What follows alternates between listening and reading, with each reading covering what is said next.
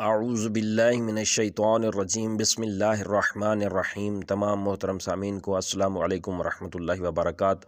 سامعین محترم، آج ہم آپ کو صرف 7 باتیں سمجھائیں گے تجوید کے حوالے سے۔ اگر آپ نے وہ 7 باتیں سیکھ لیں تو آپ 100% تجوید کو سمجھ بھی جائیں گے اور سیکھ بھی جائیں گے۔ میرا دعویٰ ہے کہ اگر آپ یہ 7 باتیں سیکھ جائیں تو آپ 100% تجوید سیکھ جائیں گے۔ اگر آپ میرے چینل پر نئے ہیں تو پلیز میرے چینل کو سبسکرائب ضرور کر لیں تاکہ ہر آنے والی ویڈیو آپ تک پہنچتی رہے۔ 7 باتیں کون سی ہیں جن کو سمجھنا ضروری ہے تجوید سیکھنے کے لیے؟ وہ 7 پوائنٹ آپ کے ذہن میں ہونا چاہیے۔ جب بھی آپ تلاوت قرآن کریں تو وہ 7 باتیں آپ کو پتہ ہونی چاہیے، اس کے بغیر آپ کی تجوید ٹھیک نہیں ہو سکتی۔ وہ 7 اہم باتیں آج میں آپ کو بتانے جا رہا ہوں، تو چلیے چلتے ہیں ویڈیو کی جانب اور ایک ایک چیز آپ کو میں سمجھاتا ہوں صحیح طرح کہ کس طرح آپ نے اس کو یاد رکھنا ہے، کس طرح آپ نے اس کو اپلائی کرنا ہے قرآن کے اندر، اور وہ 7 باتیں کون کون سی ہیں۔ تو چلتے ہیں پہلی بات کی طرف۔ پہلی ہے جی ادغام۔ ادغام ان 7 میں سے ایک اہم تجوید کا حصہ ہے اور رول ہے قرآن کا، تجوید کا، کہ جس میں ادغام کی تعریف جو ہے وہ پہلے سن لیں۔ ادغام کہتے کسے ہیں اور ادغام کا مقصد کیا ہوتا ہے؟ ادغام کا مطلب ہے نون کی آواز کو کسی اور چیز کی آواز میں مدغم کر دینا، مدغم ملا دینا، مکس کر دینا۔ تو اس کی ادغام کی تعریف یہ آپ کو سمجھ آ گئی کہ نون کی جو آواز ہے اس کو کسی اور چیز میں مدغم کرنا ہے آپ نے۔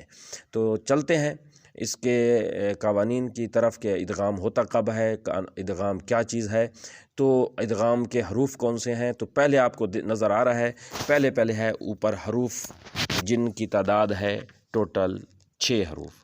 یہ ادغام کے جو حروف ہیں یہ حروف یرملون بھی کہلاتے ہیں، یا را میم لام واو نون، یرملون۔ اگر آپ کو اس طرح یاد نہ رہے تو ان کو حروف یرملون کے نام سے یاد کر لیں۔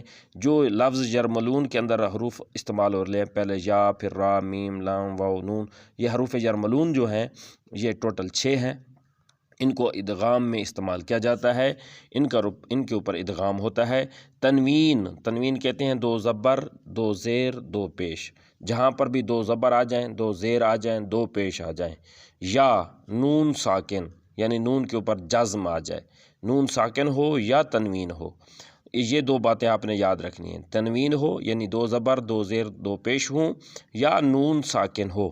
اس کے بعد حروف یرملون میں سے، یہ جو حروف ہیں ان حروف میں سے کوئی حرف آ جائے تو لام اور را کی صورت میں، یہ جو 2 حروف ہیں لام اور را، یہ جو حروف ہیں لام اور را، ان کے صورت میں اگر یہ حرف آ جائیں، ان تنوین کے بعد آ جائے یا نون ساکن کے بعد آ جائے، یہ بات آپ نے بہت توجہ سے سننی ہے۔ تنوین یا نون ساکن کے بعد حروف یرملون میں سے لام اور را آ جائے، 6 میں سے یہ 2 حرف آ جائیں، کوئی ایک حرف آ جائے ان میں سے، لام آ جائے یا را آ جائے، تو پھر بغیر غنہ کے آگے ملا کے پڑھیں گے، بغیر غنہ کے ملا کے پڑھیں گے۔ اس کی ایک مثال بھی دیتا ہوں، جیسے ہے مر ربہم، مر ربہم، مر میں اصل میں نون بھی ہے، من ربہم لفظ لکھا ہوا ہے، لیکن اس کو ہم پڑھیں گے مر ربہم۔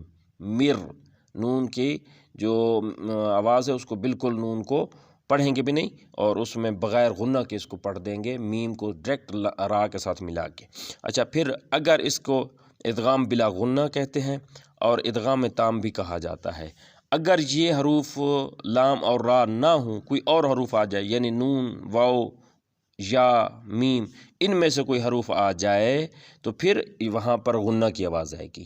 جیسے میں یقولو، میں، یہاں پر دیکھو غنہ کی آواز آ رہی ہے، میں یقولو، یہ ہے ادغام۔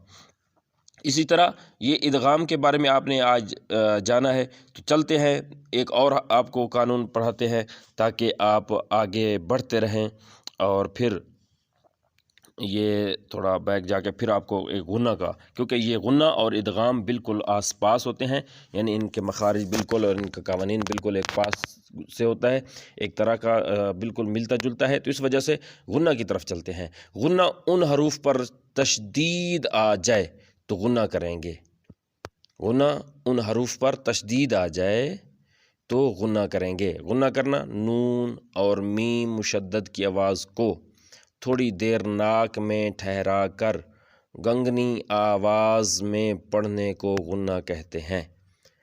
نون اور میم مشدد کی آواز کو تھوڑی دیر ناک میں ٹھہرا کر، جیسے من یقول من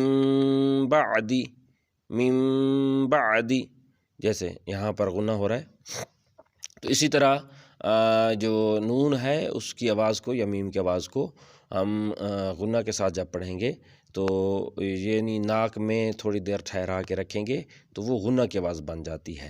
تو یہ آپ نے آج 2 قوانین پڑھے ہیں۔ اگر آپ میری اس ویڈیو سے مطمئن ہیں اور چاہتے ہیں کہ یہ 7 قوانین سیکھ لیں تو میرے ویڈیو کے ساتھ جڑے رہیں۔ انشاءاللہ اگلی ویڈیو میں ہم آپ کو 2 قوانین اور بتائیں گے، بلکہ اگلی ویڈیو میں ہم آپ کو انشاءاللہ 3 قوانین بتائیں گے۔ تو یہ ضرور آپ ہماری ویڈیو کو لائک کریں، شیئر کریں۔ 7 باتیں صرف سیکھ لیں، صرف 7 باتیں آپ قرآن پڑھنا تجوید کے ساتھ سیکھ جائیں گے۔ تو انشاءاللہ یہ میرا دعویٰ ہے اور یہ دعویٰ میں ثابت کر کے دوں گا۔ آپ یہ 7 باتیں یاد کریں، انشاءاللہ دیکھیں کہ آپ کی قرآن کی تجوید کتنی خوبصورت ہو جاتی ہے۔ تو انشاءاللہ نیکسٹ ویڈیو میں ملتے ہیں، دعاؤں میں یاد رکھیے گا۔ خدا حافظ۔